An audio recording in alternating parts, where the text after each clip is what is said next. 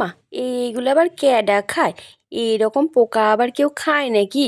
তো দেখো এই পোকাগুলোরই যত্ন করে রান্না করলে কেমন স্বাদের হয়। তো এখানে আমি সব কিছু নিয়ে নিয়েছি।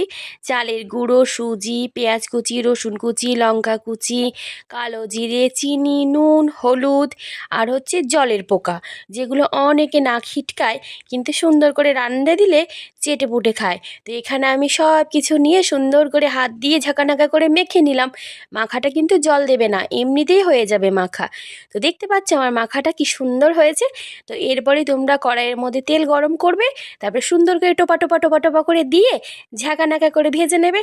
তারপরে খেয়ে একবার দেখবে ঝিঙ্কু নাকুর অসাধারণ লাগবে, যেটা তোমরা খুবই পছন্দ করেছো আমার ছোট্ট একটা শর্ট ভিডিওতে। তো রেসিপিটা দিয়ে দিলাম, করলে আমাকেও কিন্তু একটু দিও, ঠিক আছে? দেখো কি দারুণ হয়েছে। ধন্যবাদ।